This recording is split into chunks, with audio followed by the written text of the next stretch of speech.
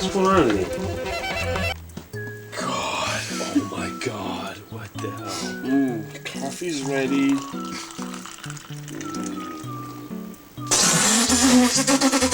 Come on, I don't think it's that bad. Caffeinol. We must embrace the forbidden dark arts. Say the magical incantation with me. Enter a world of wizards in bathroom dark rooms, performing a process that can only be described as somehow developing black and white film with coffee. Or more specifically, caffeic acid. Caffeic?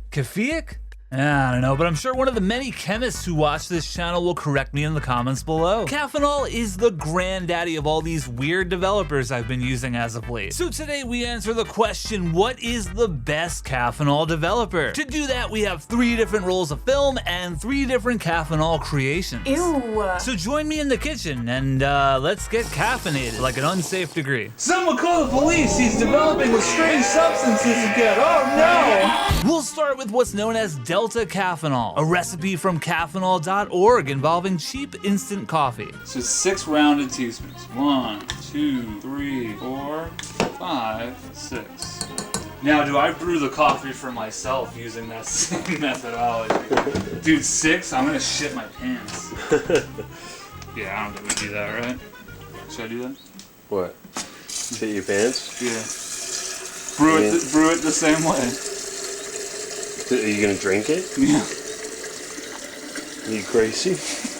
You got any mind? Into my lucky developing pot goes the instant coffee brew. That's 150 milliliters of water with the 6 rounded teaspoons of instant coffee. Along with that, I added 200 milliliters of water with 4 leveled teaspoons of washing soda. I'm honestly not sure how important the rounded versus leveled teaspoon thing is, but it is important in the world of baking, so I followed the instructions. And speaking of baking, you can actually see right next to my darkroom alchemy brewing stand is the first loaf of bread I ever baked. I'm sure that's up to code.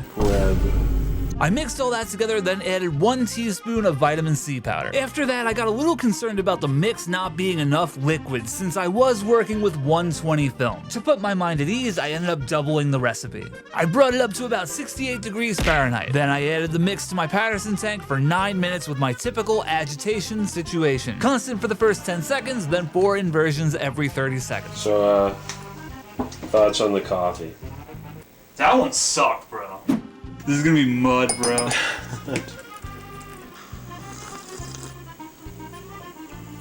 I've definitely had worse.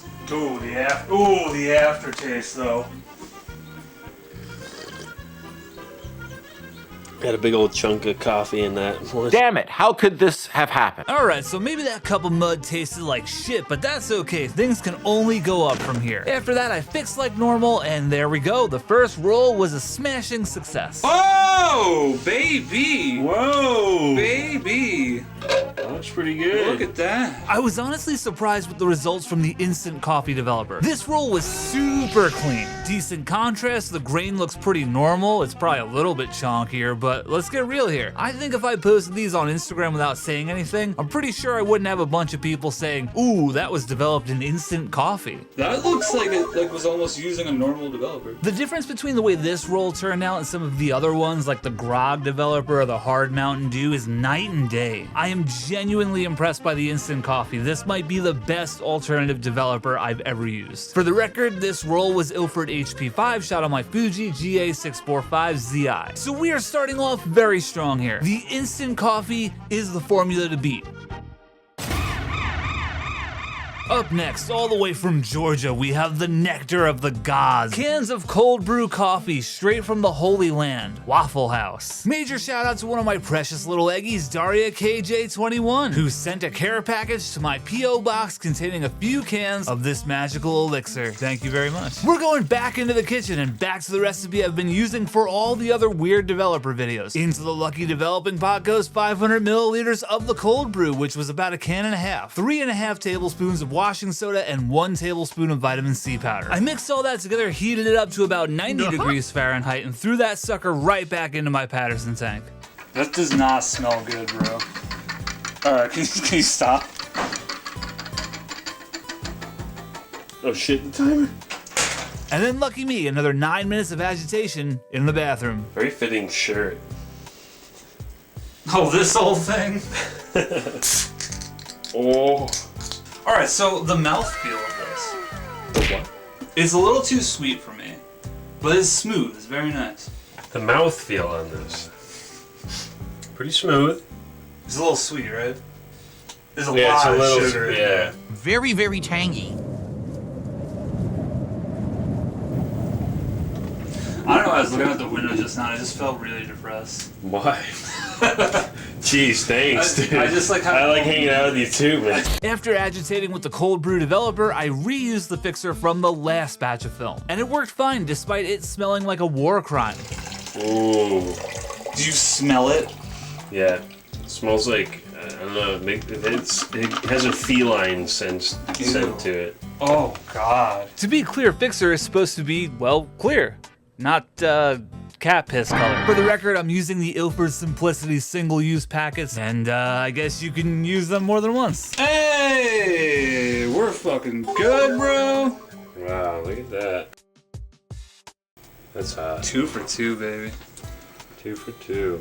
Once again, I was quite pleased with the results. I would not describe these negatives as particularly contrasty, and with that in mind, this roll was CineStill BWXX, which is a pretty contrasty film to begin with, so yeah. It was definitely a little bit grainier than the instant coffee developer, but it was still far more even development than some of the other weird developers I've used in the past. If you want a comparison, you're gonna have to go check out the playlist. I have a ton of these weird alternative developer videos on the channel, and hey, while you're at it, why don't you tickle that subscribe button? But overall, I'm pretty content with the Waffle House cold brew developer. Now, if you're a true precious little eggie, you might have realized that this was the same day we filmed the grog developer. Was it the wrong bathroom that gave it away? So as we got onto the last round of caffeinol, the grog had already started flowing. And finally, perhaps the most unique coffee of the day, my friends in the band Jurier put out their own coffee. So what better way to celebrate that than develop photos of them performing with their own coffee? I brewed up some of Durier's coffee and followed the old reliable formula. 500 milliliters of the Durieux coffee, 3.5 tablespoons of washing soda, and 1 tablespoon of vitamin C powder. Oh, look at how much froth that is. Oh god, oh god. Floss. The froth. Look at the floss. The froth. Look at this shit. Oh, we're mixing it. We're mixing it. We're mixing it good. Mixed them up, 90 degrees Fahrenheit, Patterson tank, you know the drill. I'm going to do a review of the Durieux Pink Dolphin Coffee Collab.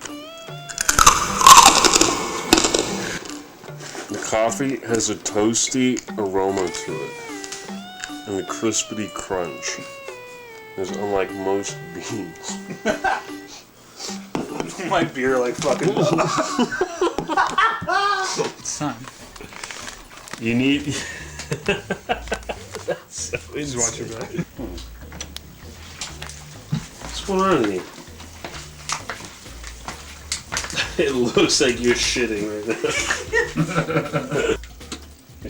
now. Oh, I can't bear to look. Uh-oh. Oh, okay. Oh, it did come out. Oh, look, the black cow.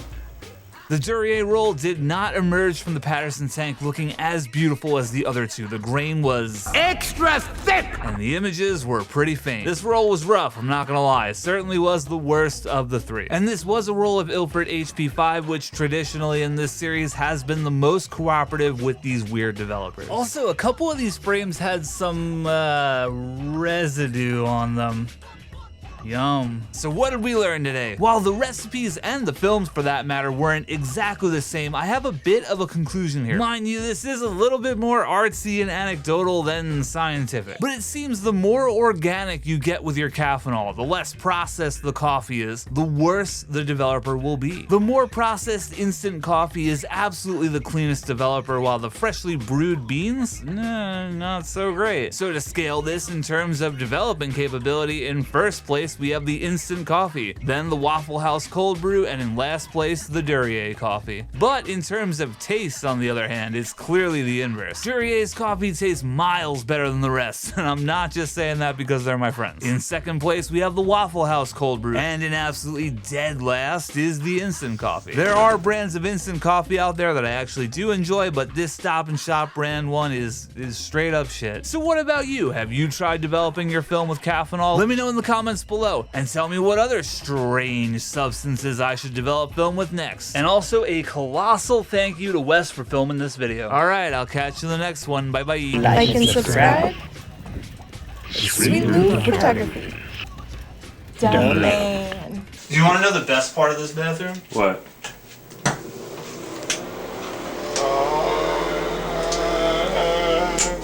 That's pretty hot. We might have to crack another cold one.